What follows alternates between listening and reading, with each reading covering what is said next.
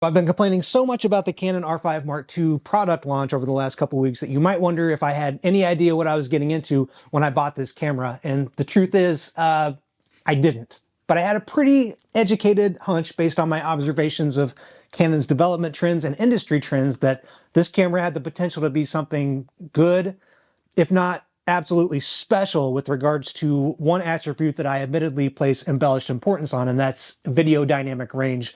And in this video, I'm going to show you my test results from using the camera and some recently released analytical lab testing that will help me establish for you that the Canon R5 Mark II, to my delight, is not only a special camera, but I think actually the best hybrid video camera that's ever been made by anyone. So let's talk about that.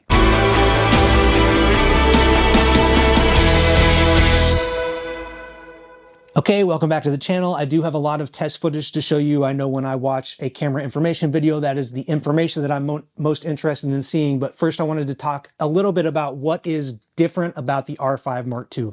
So first, in terms of what's happening with the competition of camera manufacturers, right? A lot of photographers like myself are depending more and more on video work and looking to get more and more capability out of a hybrid stills camera. And the trend among people who want to be competitive in the space, manufacturers who want to be competitive, is to make hybrid cameras more fully featured and to approach and approximate the video quality of cinema cameras. That makes these cameras more compelling to photographers like myself who occasionally need to compete with cinematographers and video production companies. And Canon in particular has been notoriously stingy when it comes to following this trend because they manufacture cinema cameras. So if you want advanced cinematographic features, they want you to buy a cinema camera for that. For example, if you bought a Canon hybrid camera, every camera would stop recording after 29 minutes and 59 seconds.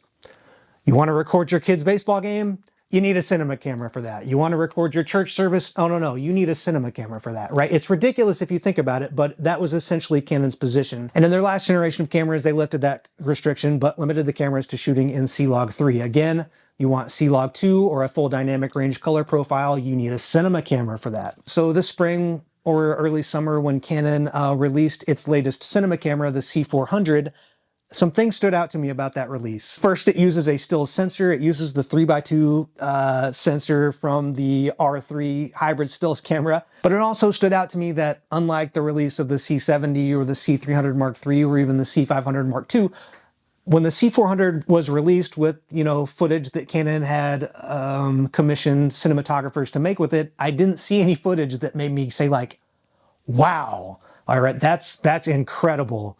We are really stepping up the game with video quality here. It seemed that we, camera consumers, had finally broken down the last barrier where Canon is not trying to sell us a cinema camera based on video features and functionality, nor on video quality. Canon wanted us to buy the C400 because we needed its form factor or its exotic I/O that allows it to be plugged into specialized video applications. And it just left me thinking that, wow, if that's true, if this barrier is really finally broken, then maybe a R5 successor could be a really special camera if it's completely uninhibited from making high quality video. And when I saw that the R5 Mark II was announced with C-Log 2, I said, it's enough of a chance that it's worth taking. I need a new camera anyway. I bought it. I started testing it out. Today I'm going to show you some striking examples from those tests. But you don't have to take my word for it, because this week, Cine, an organization that does lab testing on cameras, especially cinema cameras, placed the R5 Mark II into its dynamic range rankings, and the results, I must admit, are shocking, and I expected good results from this camera. So, looking at their standard dynamic range ranking, which I am reticent to literally post a screenshot of this because I don't want to overstep on their intellectual property copyrights. And I think they should be rewarded for doing this testing. So I will link to their site in the video description. So be sure to give them their web traffic that they deserve. But you should know that they tested the R5 Mark II to be the 9th highest ranking camera of all cameras they've ever tested. It is the highest ranking stills camera. And in fact, the R5 Mark II ranks higher than the C500 Mark II and the C70 in dynamic range. Keep in mind the C70 has a dual gain output sensor.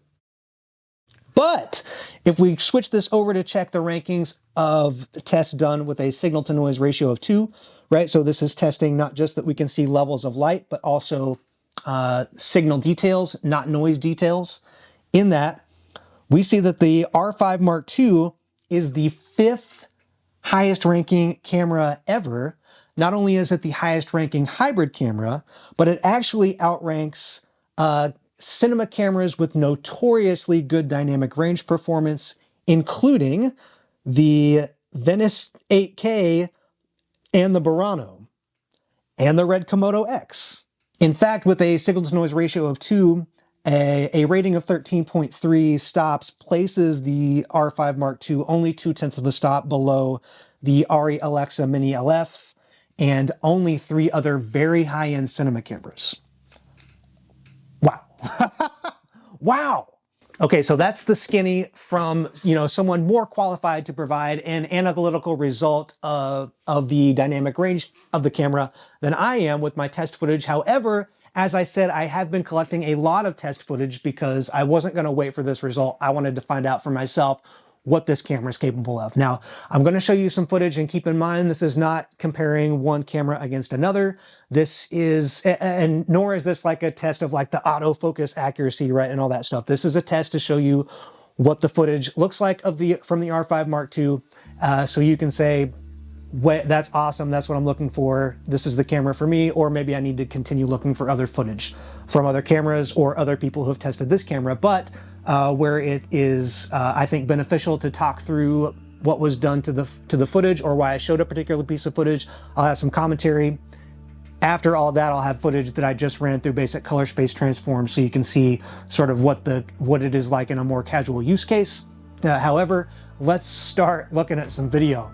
Okay, first we have some pelicans. We're shooting in the 8K RAW mode, and you can see I slightly overexposed this, but was able to bring it right back in the grade. So was exposed for the ground, the pelicans took off, was able to cover all that sky detail in the grade. But pay attention here because I'm about to make a big mistake.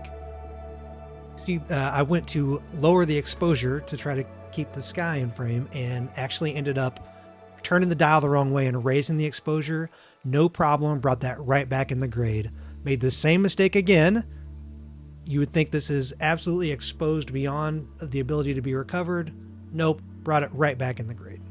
So here we are again looking at the 8K, a little more correctly exposed, basic grade on this, handled a grade great, punching right in to get really good detail on those pelicans. Again, 8K resolution, pulling right back out for a more environmental shot. Love the flexibility to reframe with that 8K footage. Here we're looking at the 4K. Again, responds really great to a grade, slightly overexposed, but handled it great in the grade. Zooming in here, you can see not quite as much detail as you could pull out of the 8K, but still an appreciable amount of detail, even for 4K without oversampling. If you're curious how the highlights are handled down in the lower area, right, I pulled in an exposure reduction there, so you can see that basically all that detail is still maintained, even if I choose to blow it out in the grade.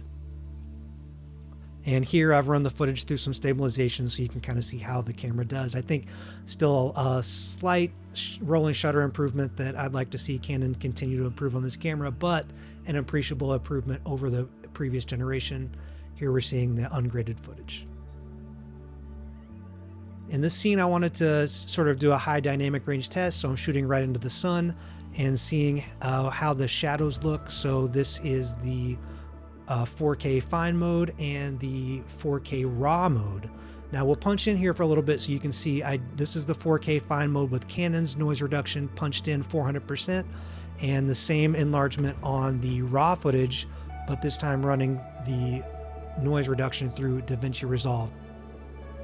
However, with this scene, what I noticed was this Jeep over here on the right. I sometimes might like to re-white balance this so that the Jeep is white. So what you're looking at now is a white balance adjustment made on the raw scene and the 4K scene. So you can see the Jeep is white balanced to be the same color in both shots.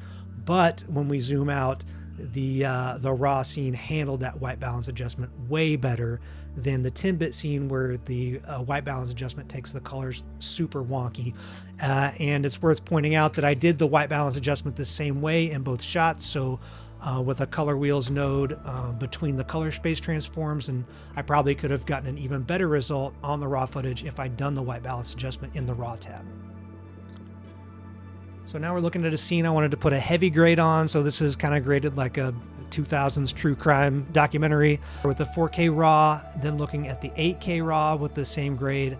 And then next we'll apply the grade to the 4K fine footage, the 10-bit HEVC, where you can see it does kind of have a little bit of a cheap look. So it looks a little unnatural, like we just put an Instagram filter on it. Put those side by side so you can see that a little more clearly. Another white balance adjustment on this piece of footage, just so you can kind of see how much more naturally, almost like a raw still, you can white balance this footage.